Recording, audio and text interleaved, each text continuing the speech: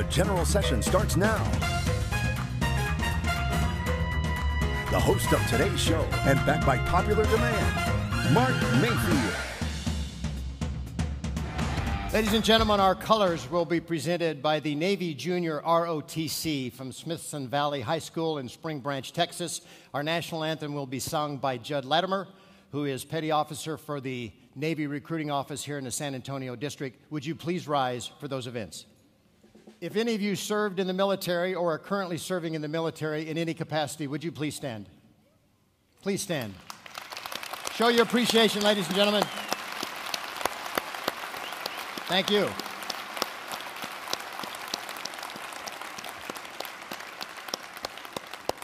I don't know about you, but I think the country would be a lot better off. There'd be a lot more unity if we started every meeting with a flag salute, with a pledge of allegiance, and with a recognition of our veterans. Thank you. Thanks. I first just wanted grandkids for revenge. That was it. But then I found out how much fun they are, and I'm not going to give a lot of stories, but I do have to give you this one. My 5-year-old granddaughter, last week the ice cream truck came rolling through, and of course, by the way, that's how you can test a child's hearing. They can hear an ice cream truck 5 miles away. Mm-hmm. Yep. And I said, "Do you want to get some ice cream?" And this is what my 5-year-old granddaughter said. "No, Papa, I don't have enough money in my money jar. And so I've got to get more money in my money jar before I buy ice cream." Now, what that means is that my 5-year-old granddaughter understands economics more than Congress. I think my granddaughters do too. Yes. They do too. Yeah. Yep. So, anyway, so enough for the grandkids. All right, there's been a lot of talk about trade. Let's bring up one specific issue. Cuba and Cuba trade, obviously, is in the news. What could that possibly mean for... Thank you. Mr. Secretary, first of all, I'm going to miss you.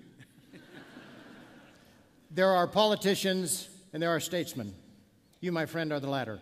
Thank you. Appreciate that.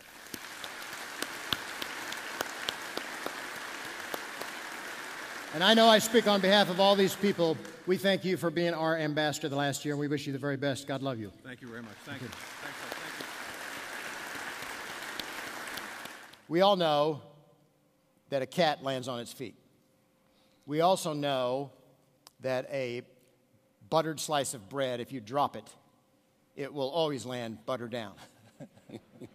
So my question, as an ornery farm boy, I would pose this. If you buttered the back of a cat,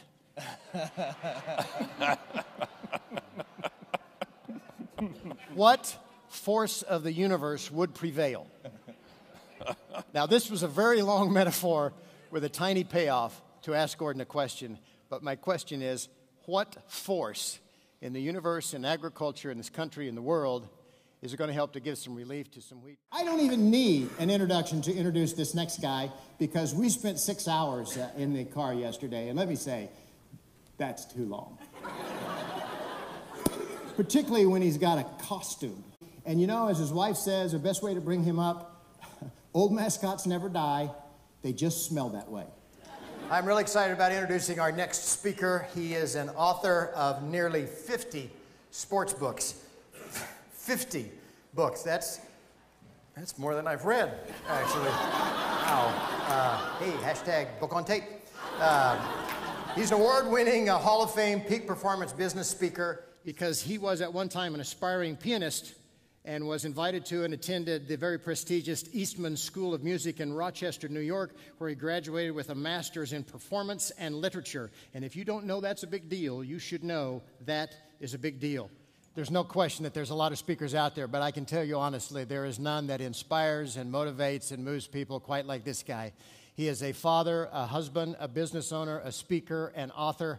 He's now my BFF. Please welcome to the stage a gentleman that was expected to die but now teaches other people how to live. Welcome, Mr. John O'Leary.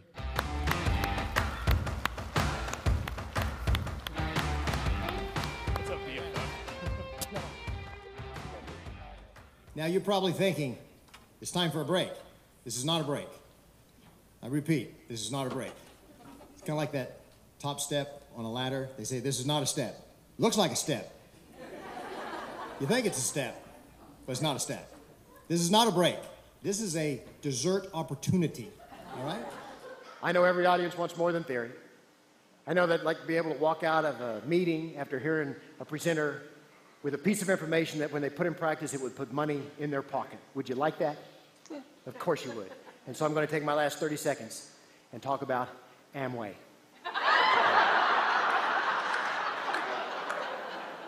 I'm kidding. My sister's an Amway dealer. She hates that joke, but it's just a joke. But I am going to end by telling you something that you could use that would put money in your pocket. Not too long ago, I'm doing some paperwork, and I race through my paperwork like a good jerk would. I take these letters I've prepared, I run to the mailbox, I throw them in the mailbox, I flip up the flag, I'm done! Did I double check those letters before I put them in the mailbox? No, it's not what I did. One of the letters didn't get a stamp on it. But it's stuck in between all the letters that have stamps. And lo and behold, that letter without the stamp came back to me. Why? Well, postage was due. Now, how did they know where to send it? Well, my name and address was in the upper left-hand corner. So I got to thinking. Now, this is going to save you a lot of money. I want you to think of me next Christmas card season, okay?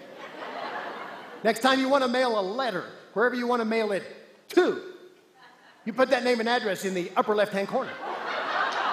Put your name and address right in the middle. Folks, I have not bought a postage stamp in 12 years. You've been a good group. God love you. Thanks for having me here. It's been terrific. Thank you very much. Thanks.